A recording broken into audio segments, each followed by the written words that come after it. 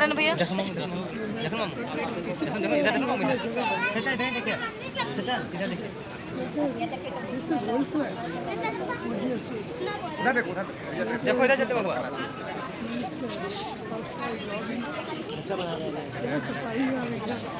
मस्त थिएटर सब किधर बनाए?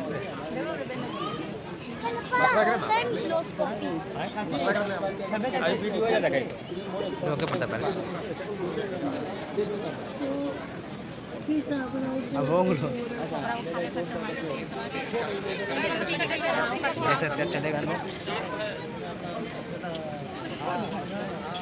देखिए गाइस हम लोग का ओशियन बायोस्कोप दिखाने के लिए बैठाया गया है। सब क्या दिखाया गया पता नहीं, अंदर क्या है क्या नहीं वो तो देखने के बाद पता चलेगा। चलिए देखते हैं। देखिए गैस सब चालू होने वाली है, लाइट बंद हो गई, पूरा अंधेरा। देखिए स्टार्ट हो गया। क्या आप जानते हैं कि आप दिन भर में औसतन करीब 22,000 बार सांस लेते हैं? कभी गिना नहीं ना। और क्या ये भी कि आपकी अगली सांस के लिए जरूरी ऑक्सीजन का मिलना इस बात पर निर्भर है कि आपसे मीलों दूर किसी समुद्र में एक बड़ी सी शार्क मछली एक छोटी सी मछली को खा पाएगी या नहीं। जो यकीन नहीं होता ना। चलिए कोई नहीं, आइए आपको ले चलते हैं एक ऐसी दुनिया में जो आपसे हजारों मील दूर होकर भी आपके अस्तित्व का आधार है।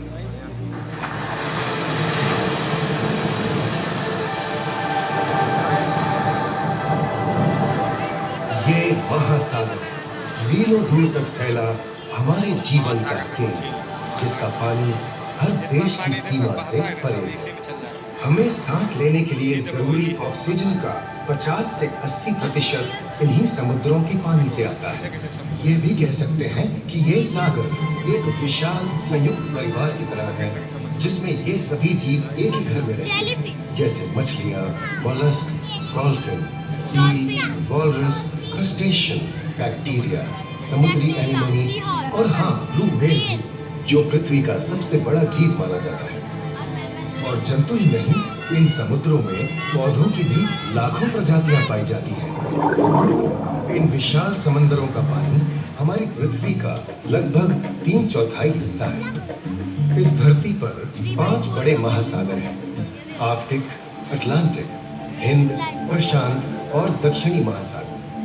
ये सागर इतने महत्वपूर्ण हैं कि इनका तापमान और लहरें दुनिया के हर हिस्से के मौसम पर असर डालते हैं, चाहे वो मौसम कितना ही खतरनाक क्यों न हो।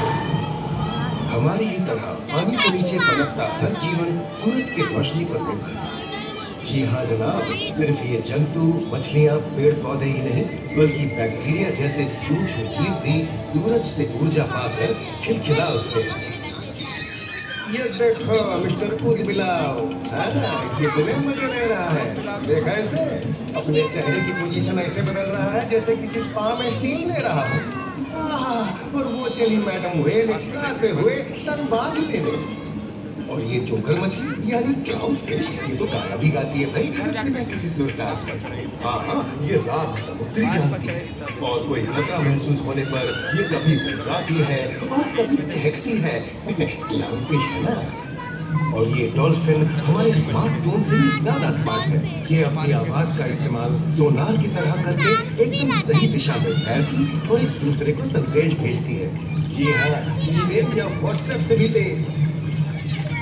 मोरा चट्टान यानी कोरल रीफ दुनिया की सबसे विविध इकोसिस्टम्स में से है। इन चट्टानों को अक्सर समुद्र के वर्षावन कहा गया है। समुद्र में वर्षा, अजीब बात है ना। अरे दरअसल इनका नाम इनके आसपास बसे इन जीवों की विविधता के कारण पड़ा है। इनमें से कुछ मूंगे गर्म उथले समुद्र में, तो कुछ ठंडी अंधेरी गहराइयों में रहकर हमारे इकोसिस्टम के संतुलन को बनाए रखते हैं। पौधे हमारे इकोसिस्टम का एक बहुत ही महत्वपूर्ण हिस्सा है और पानी में ऑक्सीजन का सबसे बड़ा स्रोत है। इस नीले पानी में मौजूद कई पौधों में से एक बहुत ही महत्वपूर्ण पौधा है फाइटोप्लैंक्टन, जो पूरी दुनिया की ऑक्सीजन की जरूरत का लगभग 50% बनाकर हमारा अस्तित्व बनाए रखता है। इन समुद्रों में पहुंचने वाली सूरज की रोशनी की मात्रा के हिसाब से उन्हें 3 क्षेत्रों या परतों में बांटा गया है।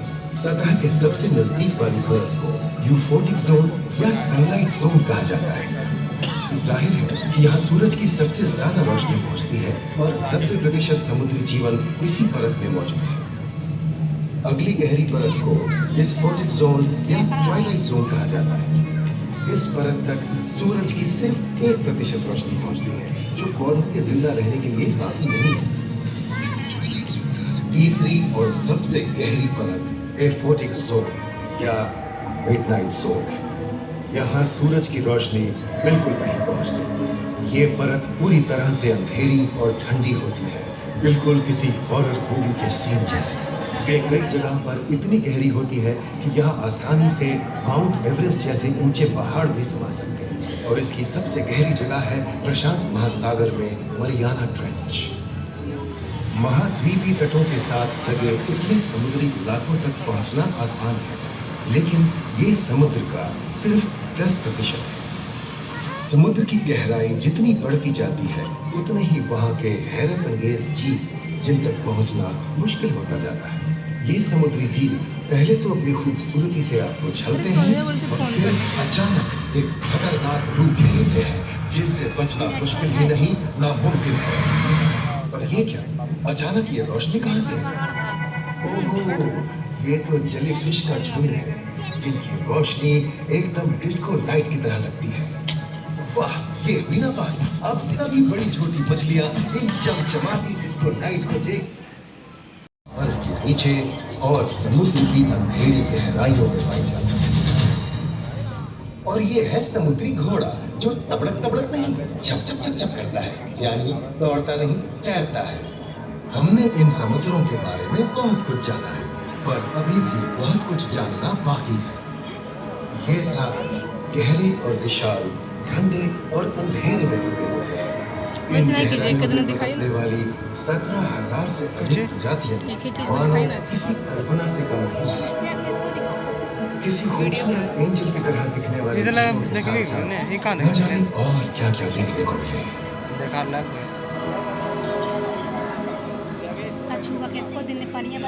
इन विशाल सागरों के इकोसिस्टम इनके बाहर तक फैले हैं। खारे पानी की खाड़ियां, समुद्रों, समुद्र तटों और नमकीन दलदली इलाकों तक। मानव जाति दशकों से प्लास्टिक, जहरीले रसायन, तेल और ऐसी कई चीजों को पानी में बहाकर समुद्रों को नुकसान पहुंचाती है। कई समुद्री जीवों या मछलियों की दर्दनाक मौत और उनकी इस तड़प का जिम्मेदार हमारी मानव जाति ही है। पिछले कुछ दशकों में वैज्ञानिक पैमाने पर सामने आए खतरों में से एक बड़ा जलवायु परिवर्तन, जिससे महासागर गर्म हो रहे हैं और ग्रीन हाउस गैसों की अधिकता और ऑक्सीजन की कमी के कारण इन समुद्रों का अम्लीकरण हो रहा है। सागरों के इस तरह गर्म होने से पानी का स्तर बढ़ गया है और बर्फ की चादर पिघल रही है। इस विनाशकारी बदलाव के परिणाम स्वरूप समुद्री जीवन खत्म हो रहा है और पूरे इकोसिस्टम के लिए ऐसे खतरनाक हालात हम ही पैदा कर रहे हैं। हमारी आने वाली पीढ़ी का भविष्य इस बात पर निर्भर करता है कि क्या हम आज अपने निजी जीवन से प्लास्टिक को हटाने जैसा छोटा कदम उठा सकते हैं, या फिर हम बड़े स्तर पर सख्त नियम बनाकर उन्हें लागू करें, जिससे समुद्री संसाधनों का दोहन और प्रदूषण कम हो। याद रखिए, तो बदलाव की शुरुआत भी हमें ही करनी है। अपने निकालेंगे, अपने पकड़ा तुमने निकाल दूंगा, पकड़ लेगा। चलिए खत्म हो गया।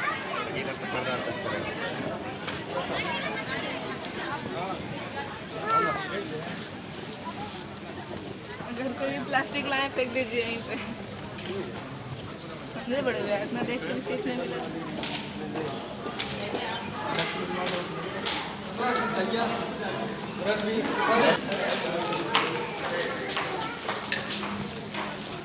आने दीजिए ना मामू, मामू आने दीजिए सबको, चलते हैं साथ में।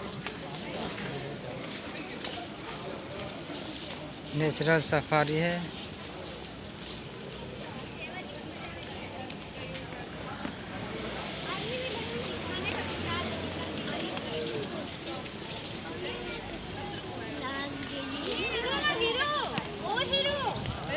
एजा फोटो पड़ी, एजा फोटो तो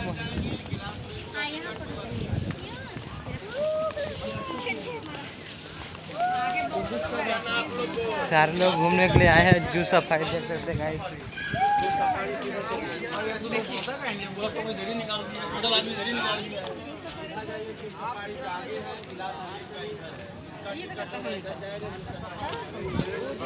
देखिए इधर ब्रिज ग्रास का है गाइस, इधर जा सकते हैं।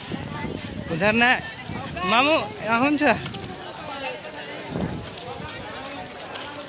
इधर है ब्रिज ग्रास के, समझ लो उधर जू के है।